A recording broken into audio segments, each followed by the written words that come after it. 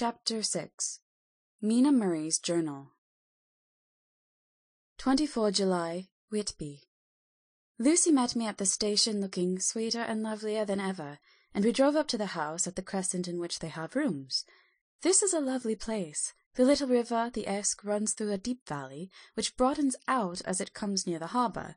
A great viaduct runs across with high piers, through which the view seems somehow further away than it really is. The valley is beautifully green, and it is so steep that when you are on the high land on either side, you look right across it, unless you are near enough to see down. The houses of the old town, the side away from us, are all red-roofed, and seem piled up one over the other anyhow, like the pictures we see of Nuremberg. Right over the town is the ruin of Whitby Abbey, which was sacked by the Danes, and which is the scene of part of Marmion, where the girl was built up in the wall. It is a most noble ruin of immense size and full of beautiful and romantic bits. There is a legend that a white lady is seen in one of the windows. Between it and the town there is another church, the parish one, round which is a big graveyard, all full of tombstones. This is, to my mind, the nicest spot in Whitby, for it lies right over the town and has a full view of the harbour and all up the bay to where the headland called Kettleness stretches out into the sea. It descends so steeply over the harbour that part of the bank has fallen away, and some of the graves have been destroyed. In one place, part of the stonework of the grave stretches out over the sandy pathway far below. There are walks with seats beside them through the churchyard, and people go and sit there all day long looking at the beautiful view and enjoying the breeze. I shall come and sit here very often myself and work. Indeed, I am writing now, with my book on my knee, and listening to the talk of 3 old men who are sitting beside me. They seem to do nothing all day but sit up here and talk. The harbour lies below me, with, on the far side, one long granite wall stretching out into the sea, with a curve outwards at the end of it, in the middle of which is a lighthouse. A heavy sea-wall runs along outside of it. On the near side, the sea-wall makes an elbow crooked inversely, and its end, too, has a lighthouse. Between the 2 piers there is a narrow opening into the harbour, which then suddenly widens. It is nice at high water, but when the tide is out it shoals away to nothing, and there is merely the steam of the Esk, running between banks of sand, with rocks here and there.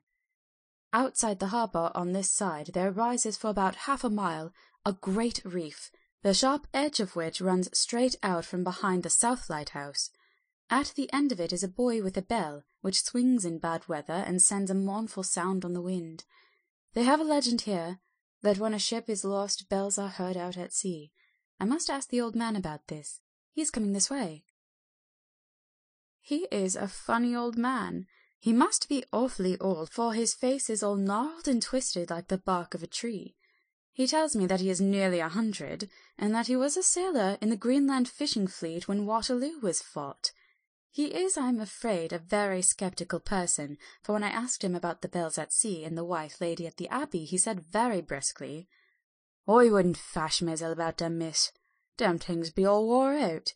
Mind, I don't say that they never was, but I do say that they wasn't in my time.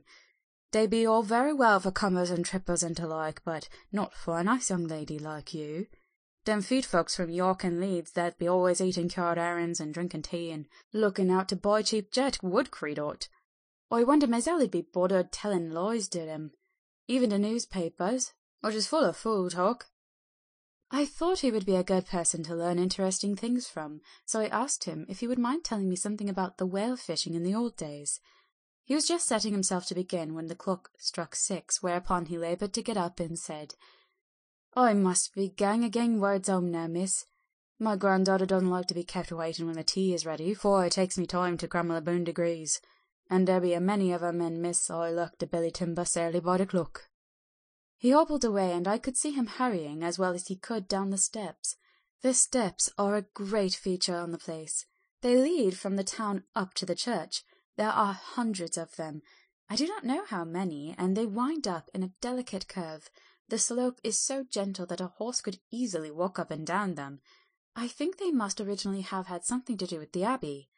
I shall go home too. Lucy went out visiting with her mother, and as they were only duty calls, I did not go. They will be home by this. 1st August. I came up here an hour ago with Lucy, and we had a most interesting talk with my old friend and the 2 others who always come and join him. He is evidently the Sir Oracle of them, and I should think must have been in his time a most dictatorial person. He will not admit anything, and downfaces everybody. If he can't out-argue them, he bullies them, and then takes their silence for agreement with his views. Lucy was looking sweetly pretty in her white lawn frock. She has got a beautiful colour since she has been here. I noticed that the old man did not lose any time coming up and sitting near her when we sat down. She is so sweet with old people. I think they all fall in love with her on the spot. Even my old man succumbed and did not contradict her, but gave me double share instead. I got him on the subject of the legends, and he went off at once into a sort of sermon. I must try to remember it and put it down. It be all fool talk, lock, stock, and barrel. That's what it be, and naught else. These bounds and wafts and boggos and bargas and buggles and all anent them is only fit to set bairns and dizzy women a belder in. They be not but airblebs. They and all grims and signs and warnings be all invented by parsons and ilson buck bodies and railway toters to scare and scunner haffins and get folks to do something that they don't other incline to. It makes me orful to think of them. Why, it's them that, not content with printing lies on paper and preaching them out of pulpits, does want to be cutting them on the tombstones. Look here all around you, and what art ye will? All them steens holding up their heads as well as they can out of their pride, as a can't, simply tumbling down with the weight of the lies wrote on them. Here lies the body, or sacred to the memory, wrote on all of them, and yet nigh in half of them there bean't no bodies at all, and the memories of them bean't cared a pinch of snuff about, much less sacred. Lies all of them, nothing but lies of one kind or another. My God, but it'll be a queer scoutement at the day of judgment when they come tumbling up their death sarks, all duped together and trying to drag their teamsteams with them to prove how good they was, some of them tremmelling and dithering with their hands that dozen and slippy from lying in the sea, that they can't even keep their grip of them. I could see from the old fellow's self-satisfied air, and the way in which he looked around for approval of his cronies, that he was showing off, so I put in a word to keep him going. "Oh, Mr. Swells, you can't be serious. Surely these tombstones are not all wrong?"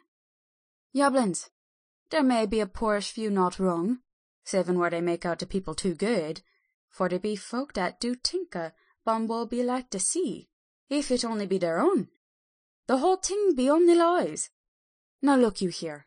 You come here a stranger, and you see this kirkgard."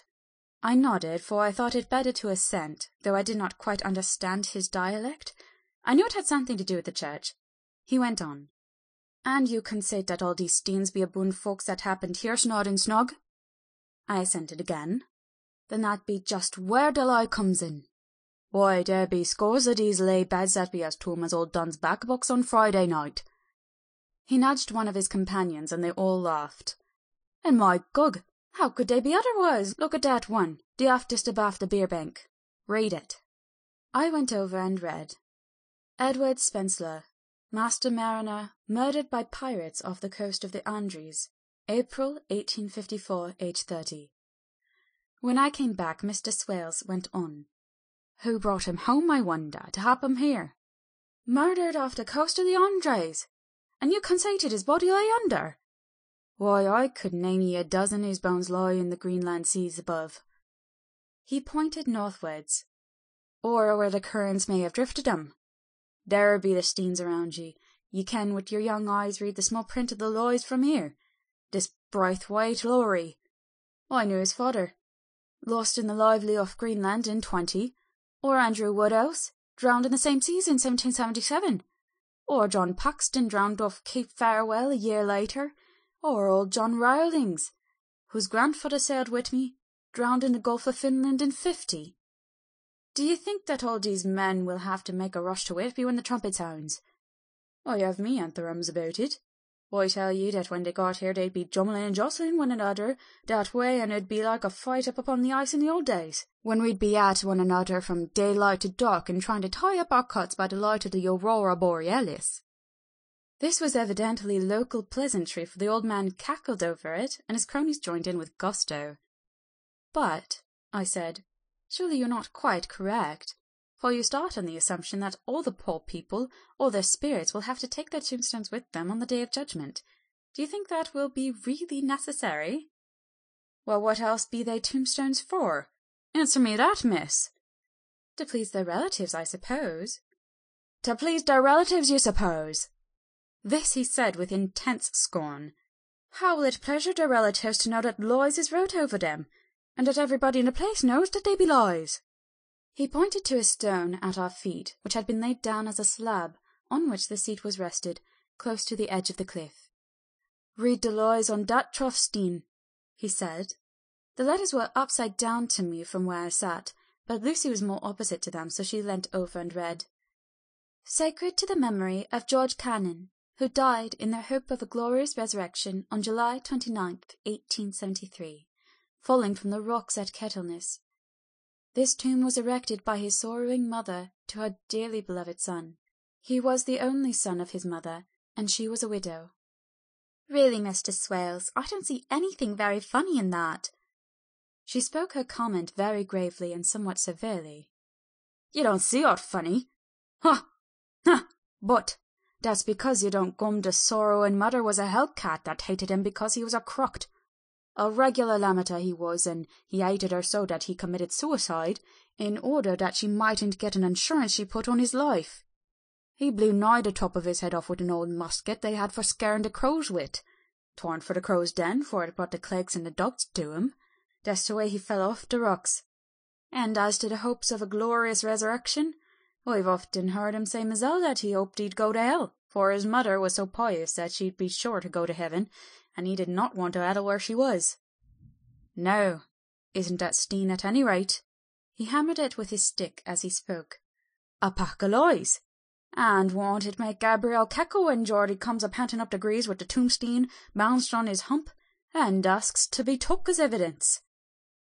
I did not know what to say, but Lucy turned the conversation as she said, rising up, why did you tell us of this? It is my favourite seat, and I cannot leave it, and now I find I must go on sitting over the grave of a suicide. Oh, that won't harm you, my pretty, and it may make poor Geordie gladsome to have so trim a lass sitting on his lap. That won't hurt ye. Why, I've sat here off and on for nigh 20 years past, and it hasn't done me no harm. Don't ye fash about them as lies under ye, or that doesn't lie there either.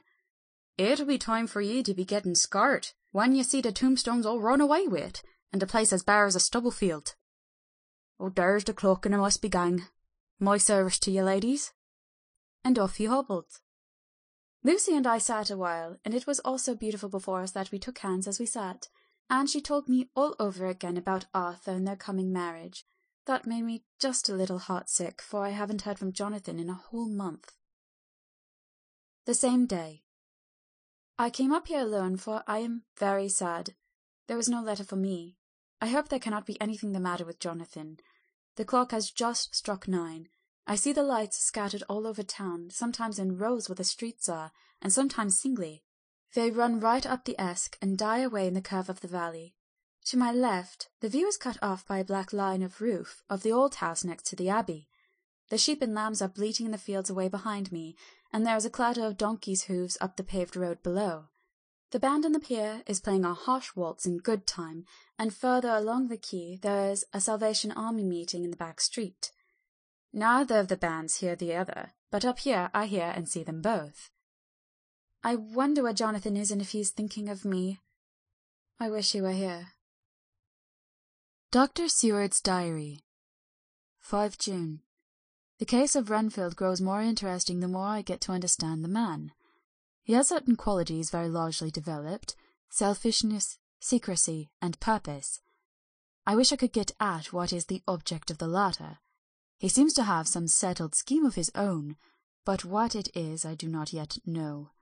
His redeeming quality is a love of animals, though indeed he has such curious turns in it that I sometimes imagine he is only abnormally cruel. His pets are of odd sorts. Just now his hobby is catching flies. He has at present such a quantity that I have had myself to expostulate. To my astonishment he did not break out into a fury as I expected, but took the matter in simple seriousness. He thought for a moment, and then said, "May I have 3 days? I shall clear them away." Of course I said that would do. I must watch him. 18 June. He has turned his mind now to spiders. He has got several very big fellows in a box.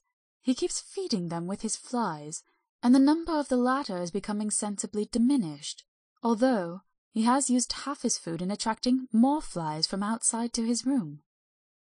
1st July. His spiders are now becoming as great a nuisance as his flies, and today I told him that he must get rid of them. He looked very sad at this, so I said that he must clear out some of them at all events.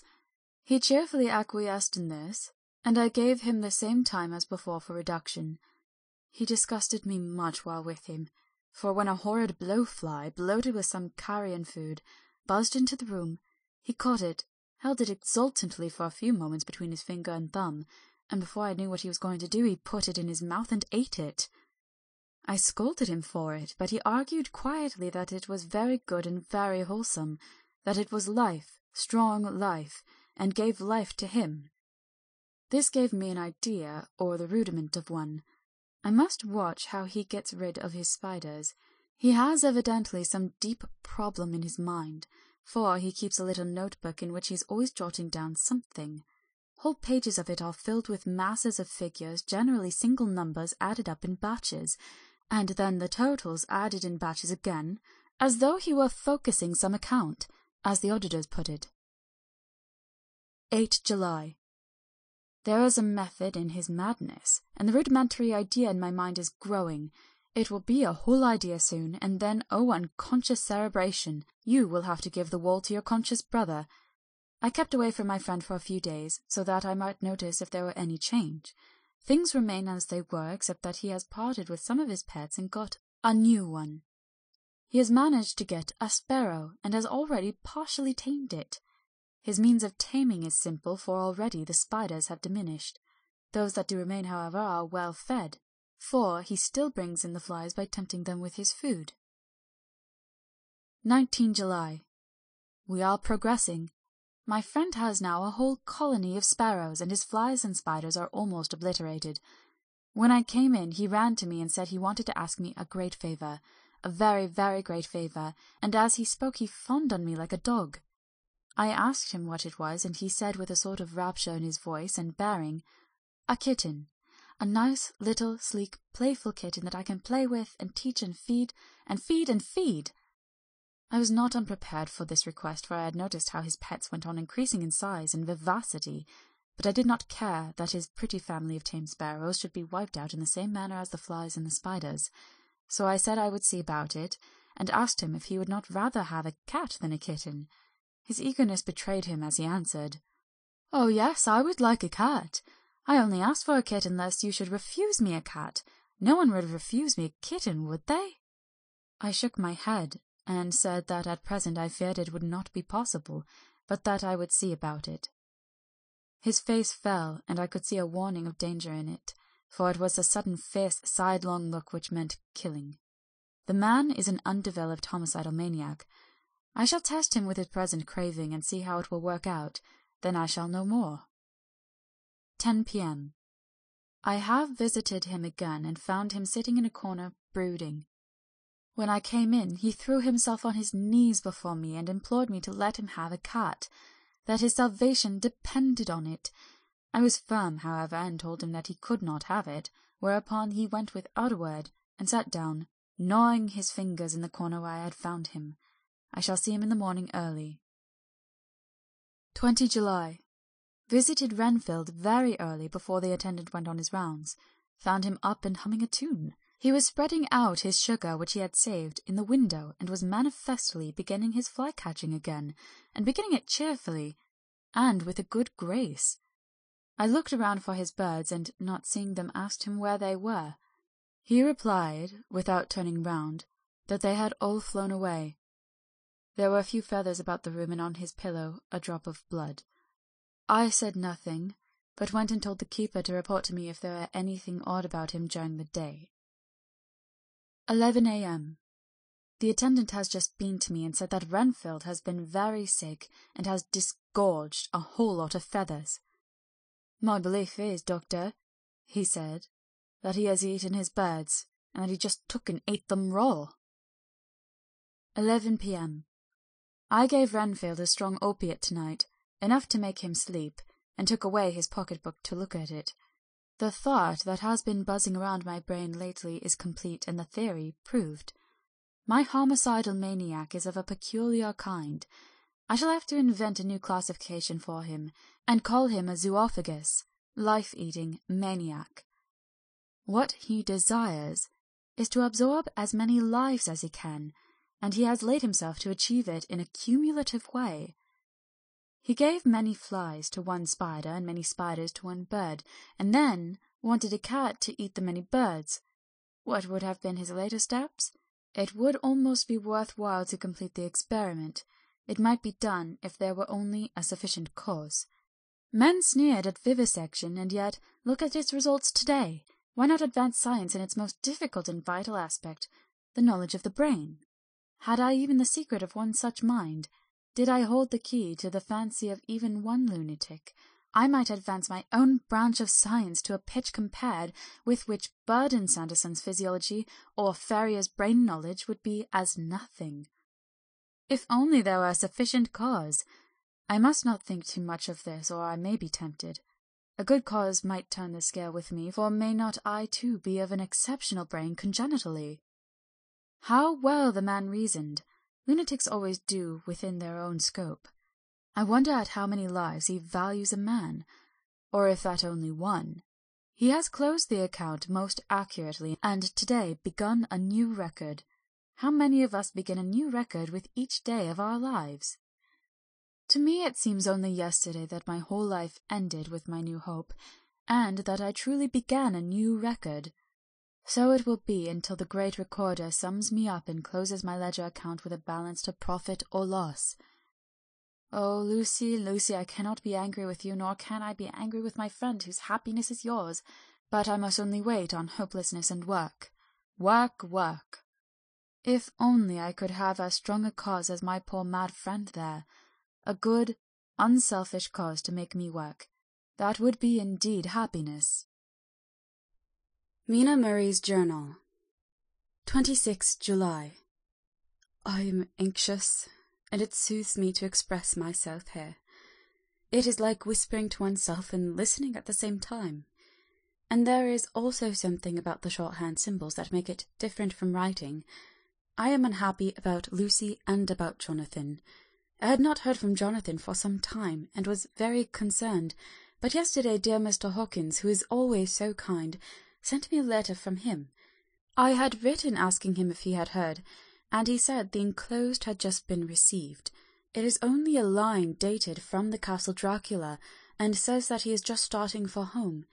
That is not like Jonathan. I do not understand it, and it makes me uneasy. Then, too, Lucy, although she is so well, has lately taken to her old habit of walking in her sleep. Her mother has spoken to me about it, and we have decided that I am to lock the door of our room every night. Mrs. Westenra has got an idea that sleepwalkers always go out on roofs of houses and along edges of cliffs, and then get suddenly wakened and fall over with a despairing cry that echoes all over the place. Poor dear, she is naturally anxious about Lucy, and she tells me that her husband, Lucy's father, had the same habit, that he would get up in the night and dress himself and go out if he was not stopped. Lucy is to be married in the autumn, and she is already planning out her dresses and how her house is to be arranged. I sympathize with her, for I do the same, only Jonathan and I will start in life in a very simple way, and will have to try to make both ends meet. Mr. Holmwood, he is the Honourable Arthur Holmwood, only son of Lord Godalming, is coming up here very shortly, as soon as he can leave town, for his father is not very well, and I think dear Lucy is counting the moments until he comes. She wants to take him up to the seat on the churchyard cliff and show him the beauty of Whitby. I dare say it is the waiting which disturbs her. She will be all right when he arrives. 27 July. No news from Jonathan.